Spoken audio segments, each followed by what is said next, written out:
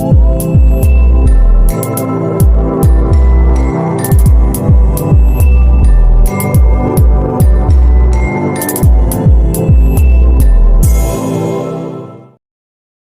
beautiful people. How are you doing? Good afternoon, Belfast. Happy Sunday to you, United Kingdom. Happy Sunday to you, Africa. Happy Sunday to everyone watching me from any part of the world. Good morning, good afternoon, good evening to you. My name is Dimeji Sodeke, and I'm on Street&Cathedral today. Big shout out to you, Junior. I can see you're the first person to join. Yeah, big shout out to you. Big shout out to you. Thank you. Today is just gonna be me. I'll be entertaining questions though, and we are going to be, updating ourselves with our history. We'll be telling ourselves the truth, the way it is. We'll be looking at ourselves through the mirror of truth, self-reflection, and hopefully by the end of today's session, we'll be fulfilled enough, or let me say filled up enough, to have taken one or two things. You're welcome to today's class. You're welcome to today's session. You're welcome to today's review of Ooni Luwo Gbagida. That's actually a full name. Ooni Luwo Gbagida. I know a lot of people have heard about her. Some have not even heard about her at all. They came across her for the first time through my post. And they were like, have we ever had a female Ooni? Yes, we have. And these are one of the things that interest me about my writing. I will be exhuming buried historical facts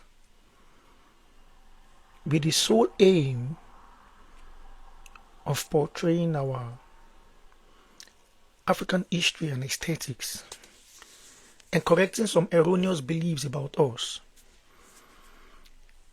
in the right light. Let me thank everybody that has been supporting me from the inception of the Street&Cathedral.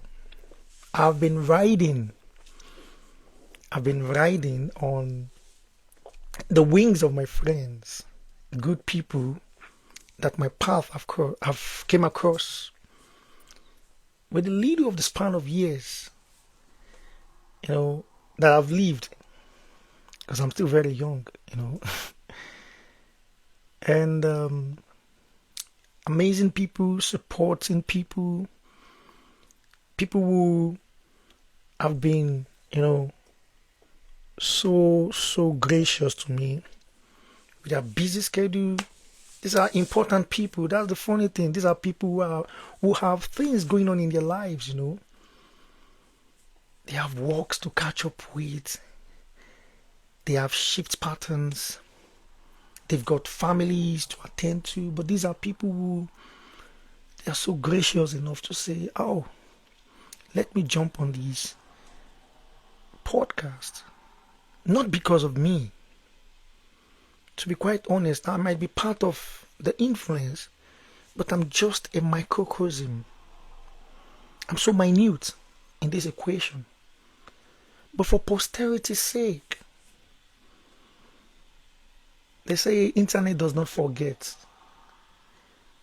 And one amazing guest said last week that all these memories we're creating, there will come a time when people will revisit all these things and say, oh, at some certain point in time, these people discussed about it, and that is it.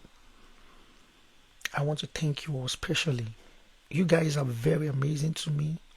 You're so special to my heart. I love you.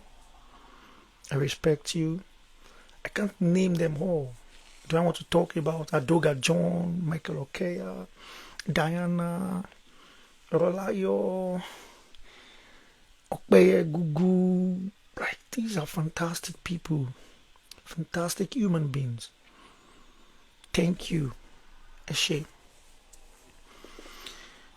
And the support is not just one off. We still keep doing that. It's going to be symbiotic. It's not going to be some parasitic or one-sided kind of thing. I hope there will come a time as well when you will reach out and I'll be able to also say, yeah, let me jump on board. And that's the kind of energy we want in Africa. And that being said, I love what is going on in the gospel industry right now. Amazing collaborations going on. Big shout out to everybody involved. From the music to the movie, I could see Gaise Baba, Lawrence Oyor, Mount Zion guys. I could see these people now opening doors. And because before it used to be, oh, this is my calling. I don't want anybody to come and dilute. But now everybody is now understanding that for the sake of this gospel, we are one happy family in the body of Christ. So I'm so happy. And this is so crucial, because most of our secular artists right now, the common people cannot afford them. So I really think it's an avenue for us, to spark up a revival, if you know what I mean. I do not see Davido is now big. I do not see him doing any Nigerian campus tour anymore. I don't know about this global campus tour, but I do not see any artists doing that anymore. It used to be a criteria before for you to get your fan base. But with this advent of the social media, people are not going through that route anymore. It's not necessary anymore. And it's an opportunity as well, if we look at it from another angle, to spark a revival. So big shout out to everybody making it happening. And I just pray that we do not start seeing ourselves too big than the prize, if you know what I mean. Our eyes should be on the prize. So may God help us all. Amen. Ooni Luwo goes to stage, and today is Ooni Luwo's review. Can you see this? This is actually, it was written in 4 languages, translated into 4 languages. This is the English, Ooni Luwo, 1 Queen, 2 Kings. Ooni Luwo, translated into French. Big shout out to, I think, Benjamin Feijimi helped me with this translation to French.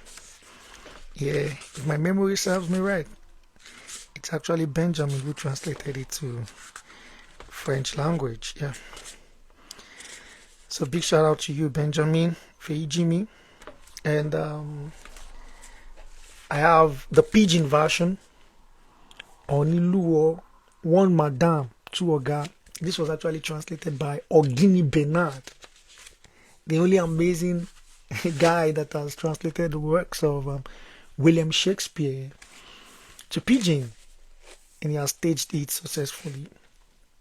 And this is what I'm talking about, collaboration. I've always believed in it. I don't believe I'm an island. I don't want to be an island.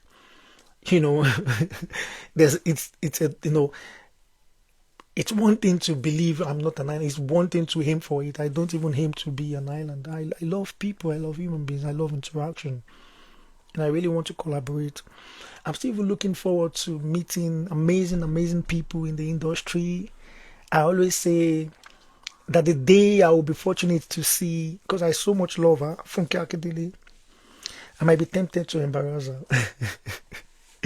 Because I'm just going to hold her, maybe carry her. I really love her energy. I love her artwork. I love her storyline. I love her. I respect her creativity. I love her growth. She grew organically in the industry and she ticked all the boxes for me. I love Genevieve. I love Ramsey Noir. I love Kunle Afolayan. Chidimokeme, Ositayeme, Chineduke Daisy. No, amazing people, lots. I love Ogogo, I love Odunlade Adekola Femi Adeba. I'm a happy guy. I don't think I hate anybody in the industry. So I'm still looking forward to working with these amazing people, meeting them, tapping from their energy, their knowledge, Ibrahim Chata, these are fantastic guys who have sacrificed and also taken the industry from what it used to be to what we have right now. So big shout out to them. And I'm stepping into the scene with my gift, and I've also rode on some wings, like Sarok Bewinla, Mr. Fataya Dieloja, Dr. Chris Omotosho. I've seen amazing people. I've tapped from their energy. I was just raw. As a matter of fact, one of the people who saw me when I was still in my formative years, when I was still nothing. I'm very serious. It's Sarok Bewinla. And to get Sarok's validation or good comment from my work on Ooni Luwo and say, I think you're really good in play, and I think this is better from all your works and all. Gives me the drive to want to improve and to write more play, to research, and that's what I'm talking about. You cannot do it all. So maximum respect to everybody who's been in the industry before me, who's been doing it. And of course, a very biggest shout out to the Capone himself, Professor Wole Soyinka. Biggest shout out to him. People don't know why I reverence that man so much, and I'm going to give you a brief story right now. When God wants to spark your creativity, God will use someone. And for some reason, it was Professor Wole Soyinka for me. Before I even became aware of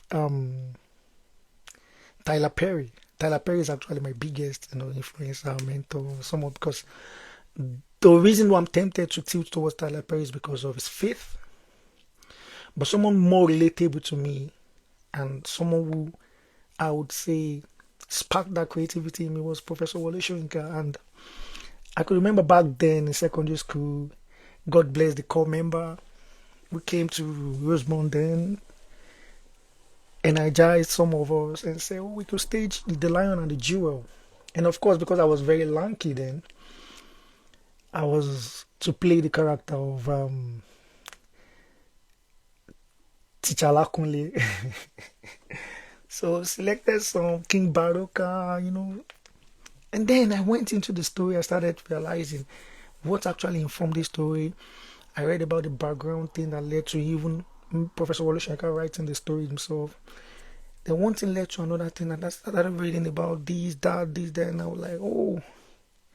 Then I realized even Professor Wole Soyinka was an Abeokuta man, so that's really, you don't know what that does to a young chap who you're from Abeokuta yourself, and you found out that someone has a global status from your country, from your own state. From your state, from your native land. It's very inspiring. That's what I'm saying.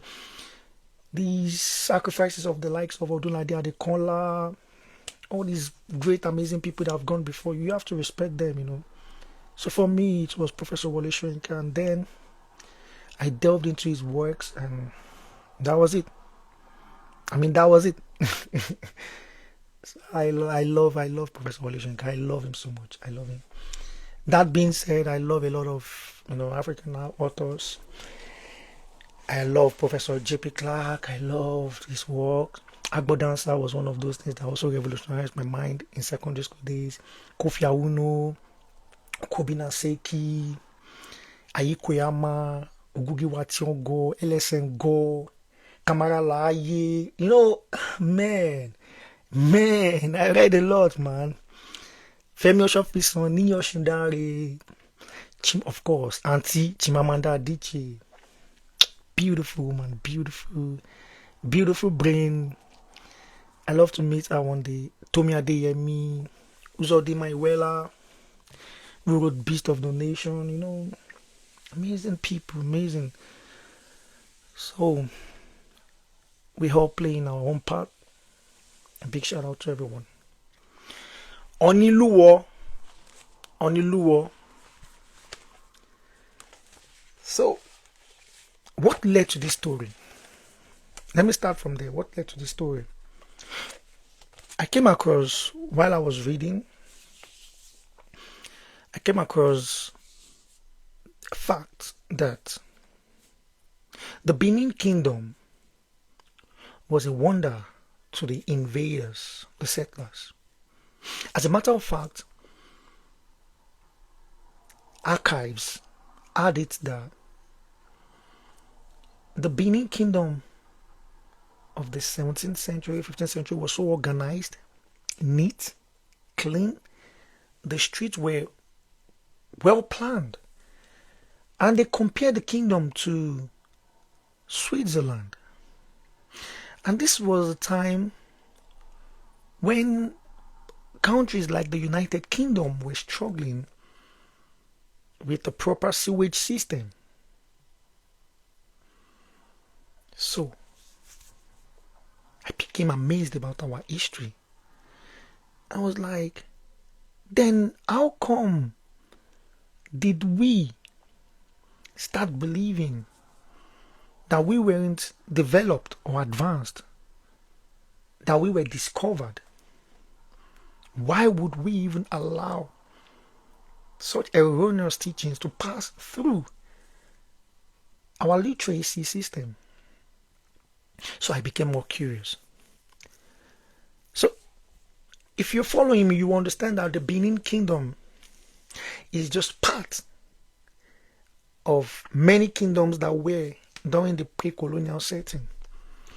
So I looked into the pre-colonial history of the Yoruba people, which the Benin Kingdom also was part of. I never heard in our oral history archives, that at some point in time, the Benin Kingdom was actually a wonder to us. So what do I mean? That we are aware of the kingdom, of the Wole, that amazed some sect of people who, quote and unquote, seem to be civilized and developed. But in our own culture and our history, they were not wonders to us. It was just another land that was okay. So I began to understand the fact that we were advanced, we were developed. We had a good structure. We had a well-planned city. We were sophisticated, for heaven's sake. But there is one thing that seems to be the bane, or let me say, the weak link why we became conquered, and I will make that obvious in my conversation. So I read, I also in our pre-colonial setting, I'm yet to see tribal war that ever existed between the Yoruba clan and the Igbo clan. None.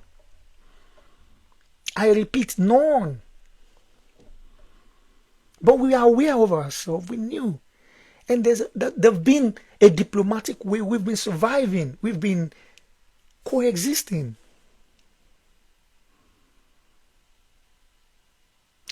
We had at some point in time, the Ilorin War. So we are aware of the northern parts and the crisis we had and everything.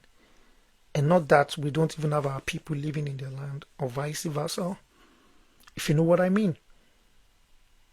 So diplomacy has been part of us. We've been advanced.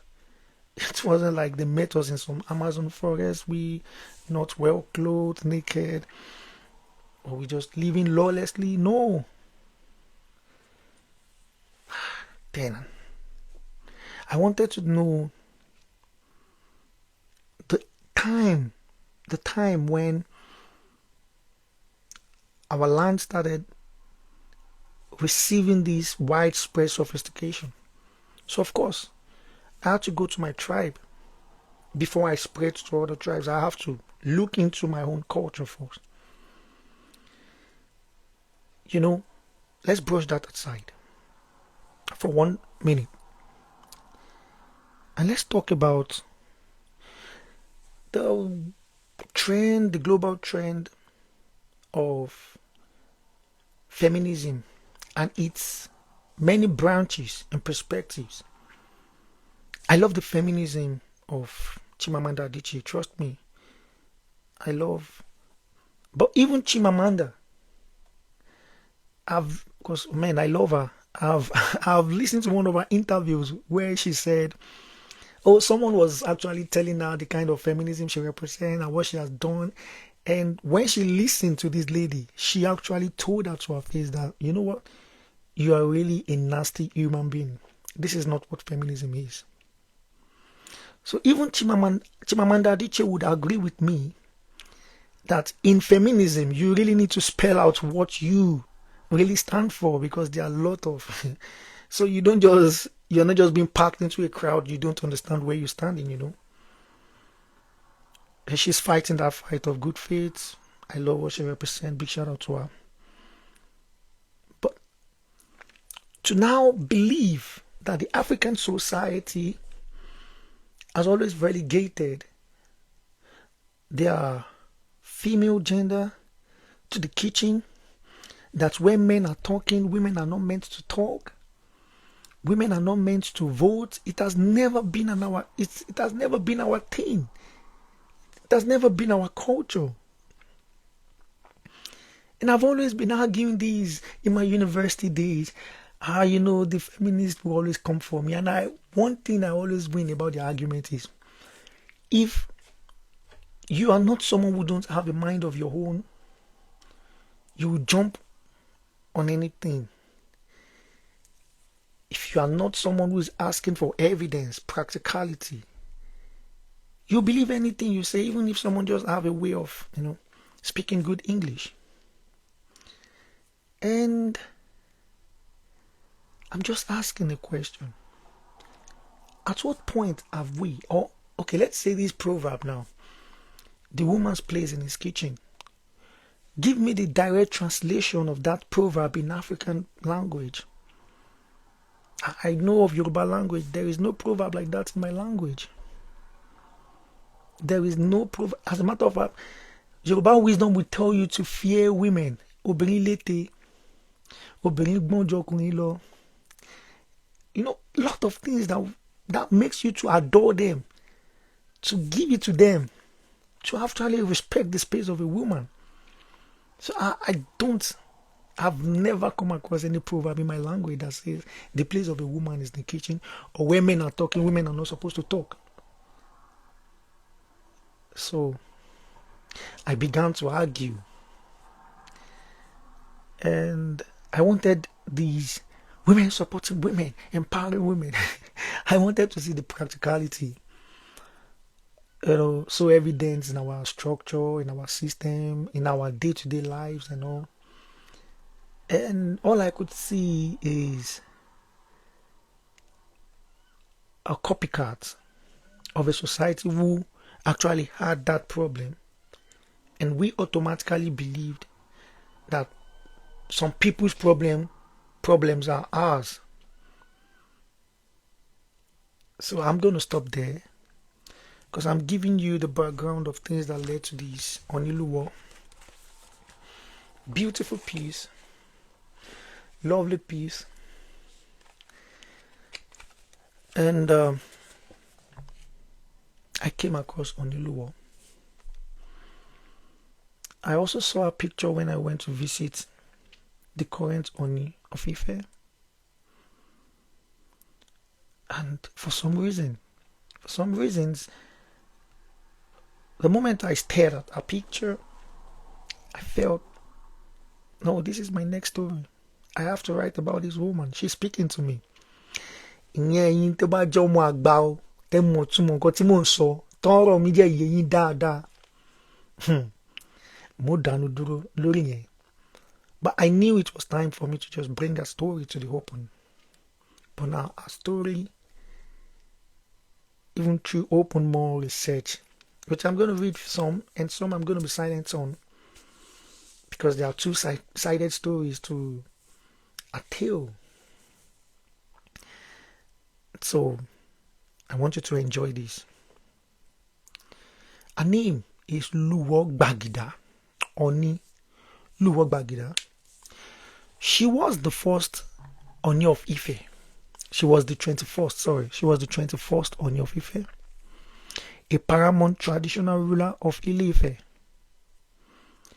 the ancestral home of the Yoruba people in the 10th century. So she holds a very unique place in history as the first and only female Ooni to date. So first. But that only, you need to question, why will she be the only? We are getting there. She was a descendant of Ooni Otata and Ooni Lafogido, and was married to Chief Obaloron, with whom she had a son, Adekola Telu, who later founded Iwo Kingdom. Ooni Luwo was known for her sophistication and high standards, insisting on cleanliness and beauty in her surroundings, in our whole nation as a whole. She commissioned the paving of streets with quartz pebbles and pottery shards. Now, let's hold on 1 second. You remember I told you that the Benin Kingdom, it was also said by the settlers and the invaders that the whole street was tiled. The whole street was tiled. So it was made of pebbles and pottery. So this research made it known that it was an era of collective sophistication where dust needed to be reduced, causing a lot of sickness, and also human beings will always improve. Human beings are curious. They are curious beings. Look at what we're talking about now. We're talking about moving to Mars. So human beings, they are just, I don't know how to describe the power of the mind of human beings. So you cannot, it is dangerous for you to accept the fact that you were met lagging behind, doing nothing to improve your lives. Or our fathers were just there, complacent, just, living this routine of life. It's a very dangerous and wicked thing to think about your ancestors. It's a very demeaning thought. And this is one of those things I'm using this Ooni Luwo to correct. Let's continue.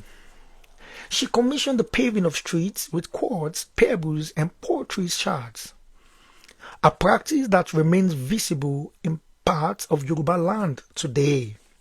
However, her reign was perceived as strict and high-handed. I'm going to pause for there, because I don't want to give you any clue of what you're going to meet on the 5th of June from my story, from the play that is coming. Yoruba will say, obìnrin kan, ọkùnrin mẹ́fà, ọkùnrin mẹ́fà, when they want to, so that's 1 queen, 2 kings could mean many things. Just come. It could mean the story of love. It could mean many things. So I really want to whet your appetite for you to buy the ticket and come. But believe me, this is edutainment. This is edutainment. The Ooni of Ife, for those of my followers and fans that are not, Nigerian, the Ooni of Ife is a paramount traditional ruler amongst the Yoruba people of Nigeria and represent more than just a figurehead. You see, the position itself embodies centuries of tradition, culture, and political power. Among the notable rulers of the Yoruba land, of the Yoruba people, and of the seat of Ooni itself, Ooni Luwo is believed to have reigned in the 12th century, and she stands out as a pivotal figure in Yoruba history. Her legacy encapsulates the complexity of Yoruba identity and the role of traditional institutions in contemporary Nigeria. So the historical context right now is what I'm trying to deal with, and because if we don't deal with the historical context, and we move to the philosophy of kingship, we will be missing the sequence, and that might be a distorted information. So let's move to the political.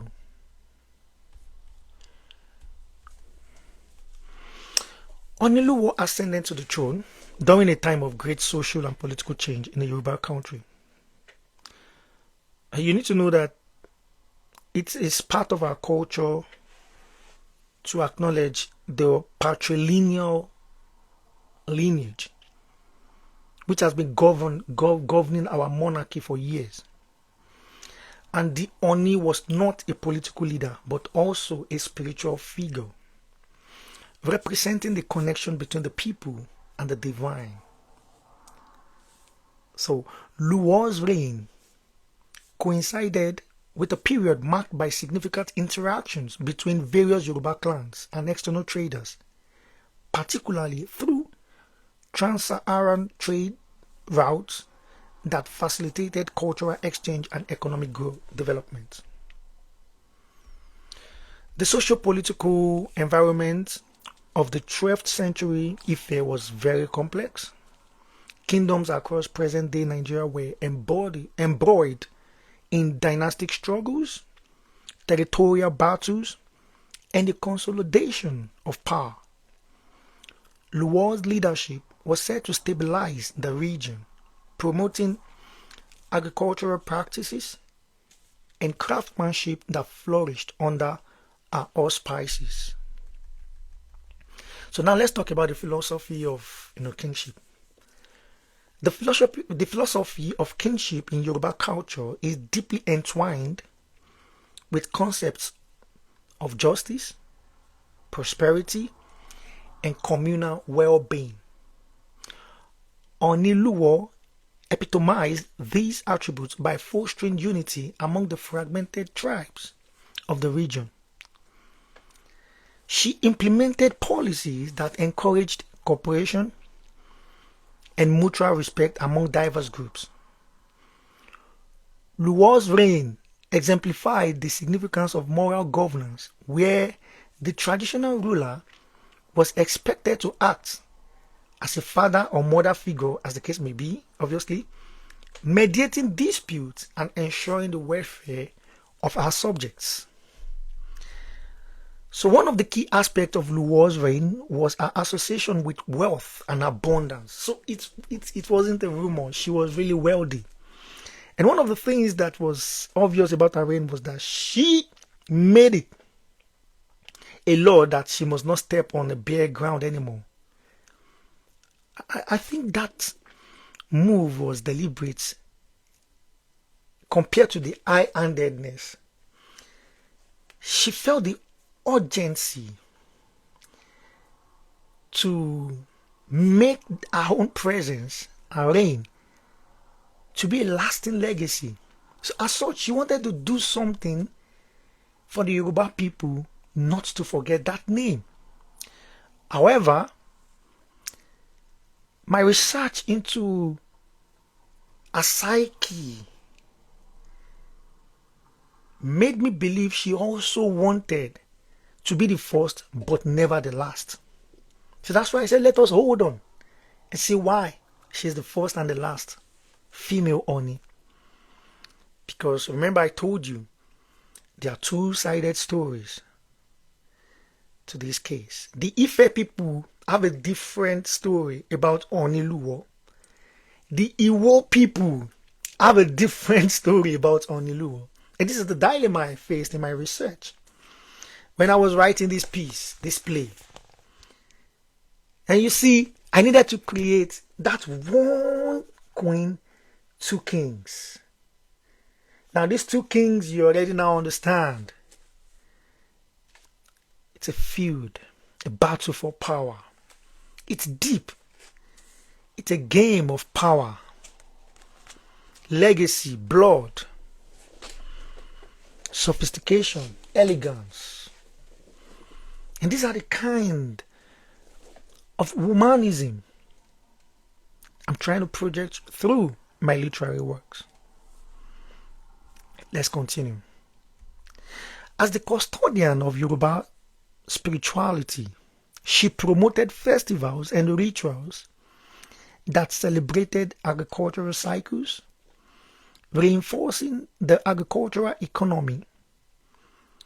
The Oni was viewed as a direct link between the people and the gods, thus giving her an elevated status that transcended mere political authority. Now this is where we move to our contributions, because you want to ask what was Ooni Luwo's major cultural contributions, and this is one of my favorite parts when I was researching about her. She was elegant, she was beautiful, she was bold, but cultural contributions. Now follow me, let's go. Ooni Luwo's influence extends beyond politics into the cultural realm, specifically in terms of art and spirituality. Many Yoruba art forms, particularly those involving sculpture and textiles, flourished during her reign. The artistic achievements of this period reflect the sophisticated socio-cultural dynamics of the Yoruba people and their deep-rooted connections to the spiritual world. I took that from Gbadamosi 2005's writing. Every of my research is based on academic research, cultural research. I have voice recordings. Like I said, a lot go into the works I produce. I don't just write for fun. I'm writing to impact. I consider myself a deep writer, a very deep one, a conscious deep writer. So let's continue. Luwo is often credited with promoting artistic expressions that reflect Yoruba cosmology through divine imagery in sculpture, which inspired subsequent generations of artists. These can be seen in the intricate designs of the Ife terracotta sculptures and bronze artworks, which serve as enduring symbols of Yoruba heritage. Moreover, our role is developing the Yoruba language. Our role in developing the Yoruba language can also be attributed to our reign. Let me take that again.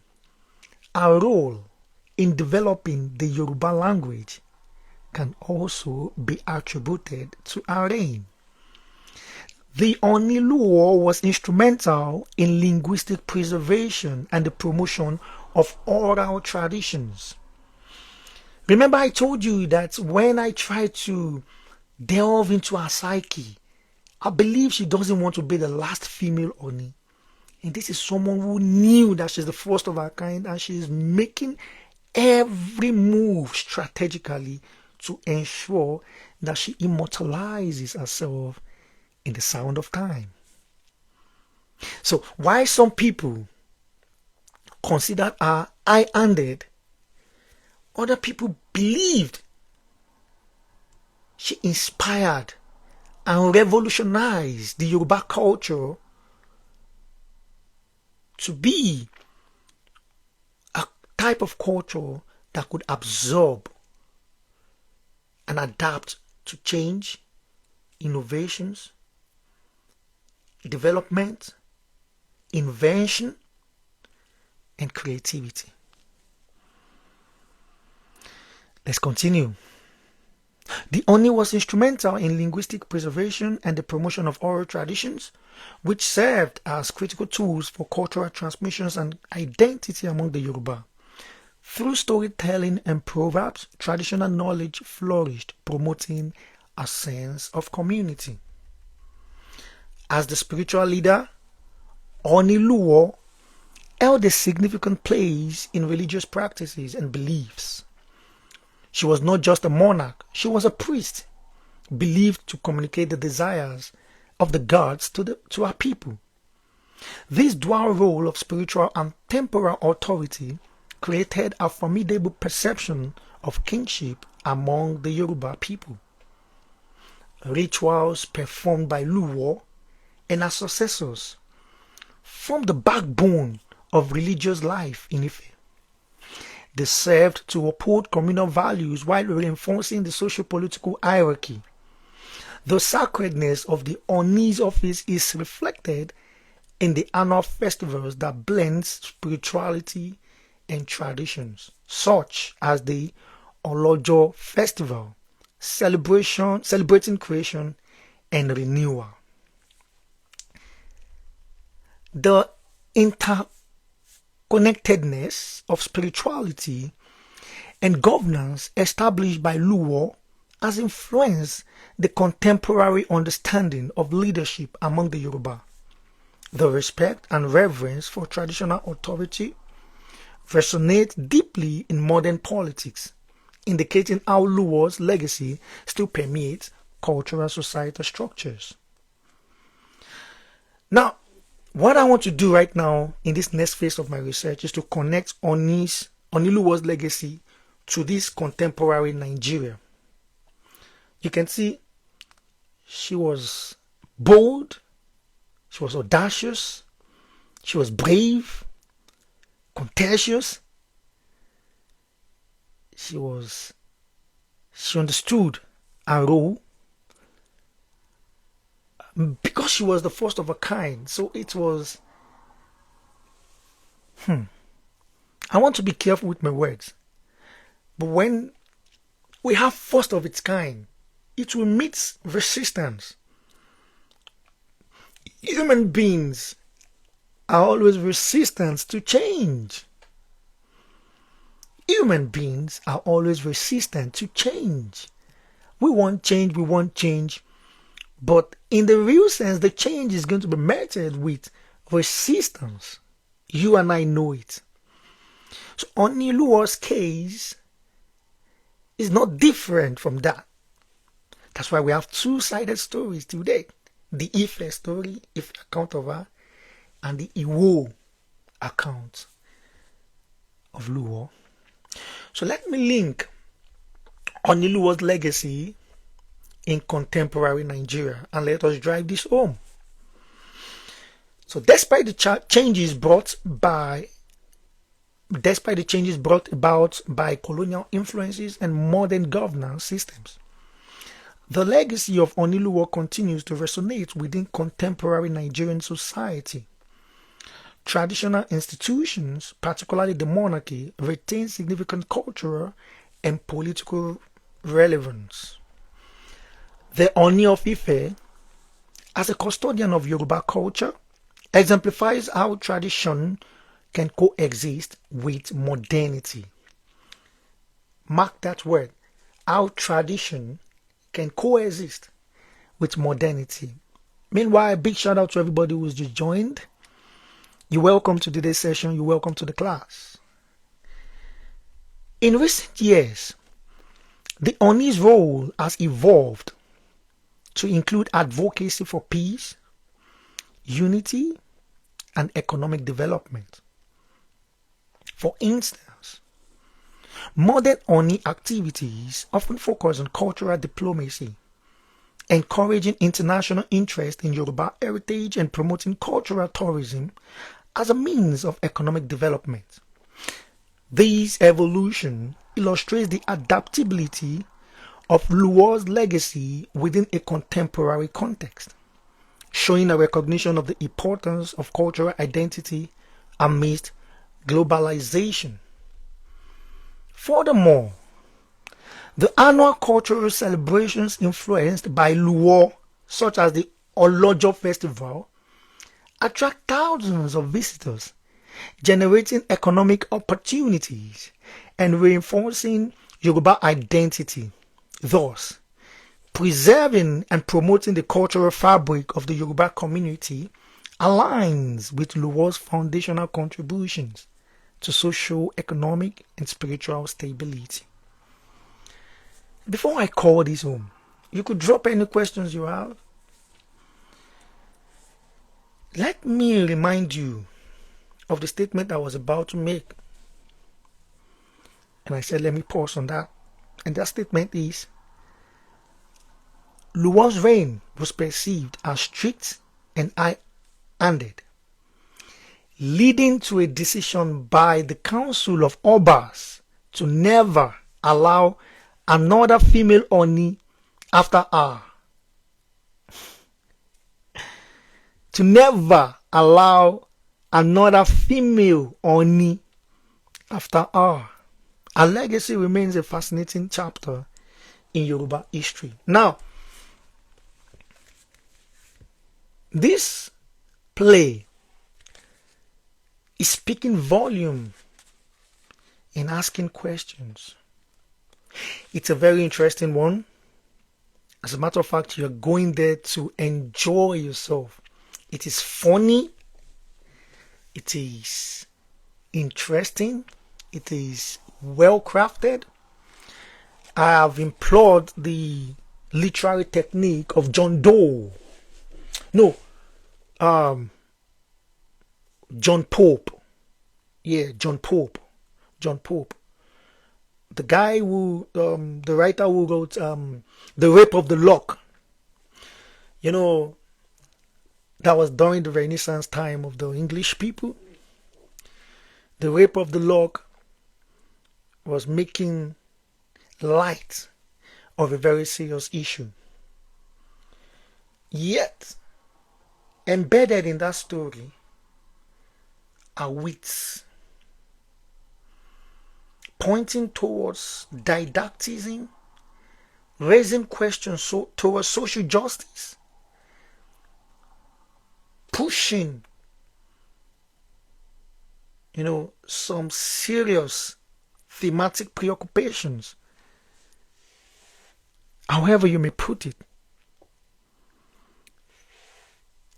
Why will a single Oni of Ife, female Oni, reign? And a decision was made by the Council of Obas never to allow another female Oni. Luwo answers for her name, for herself. Not all women. So if the Council of Obas could decide, could it mean they could revoke? Is someone following me in this class already? If the Council of Obas decided, could that decision now be revoked? I haven't seen the world, the way the world is operating right now. The civilization, the enormous, tremendous innovations, tremendous developments we've witnessed over the century, over the years. Could that also be revoked? It's a question for the Council of Obas. Ooni Luwo, one queen, two kings. Like I said, let's drive this home.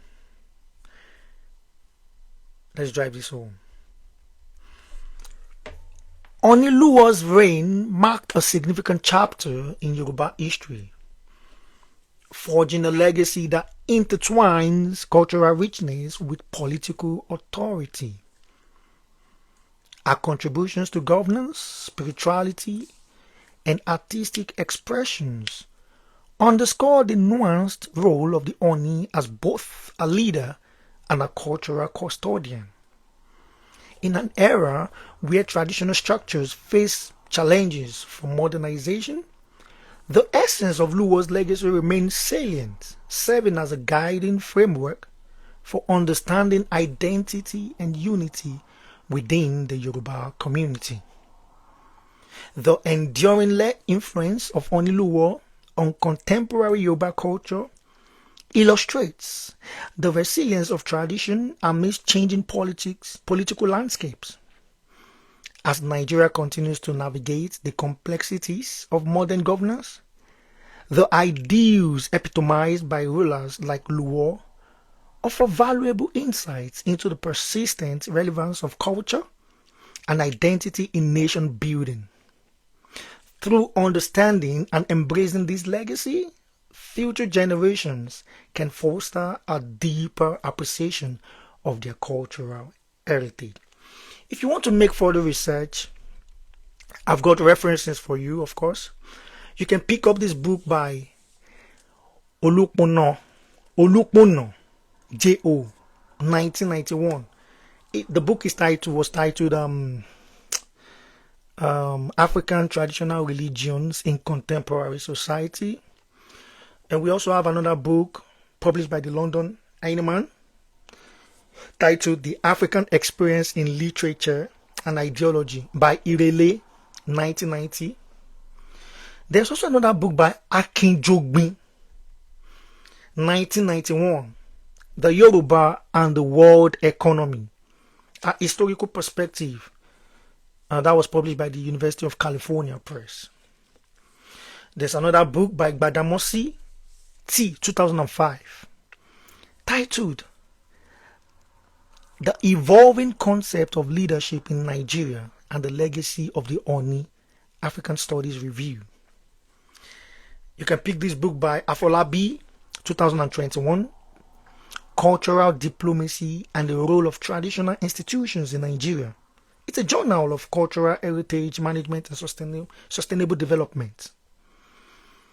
And you can also pick up Folarin, 2014, titled Arts and Ritual in Yoruba Culture, published by the University of Lagos Press in Lagos. And finally, you can pick up The African Terracotta of Ife. It was published by the Oxford University Press, written by Uchendu VC, 2010. I needed to tell you these references because a lot of time people believe, we just come here to make some. No. A lot of research go into my work. I can speak for myself. I don't like to come out with works that are in the bid of me trying to also spark conversation after reading or watching my play or reading my works. It's heavily founded on research. If you have picked any of my books, like my first novel, The Gods of My Parents, was supposed to be a play.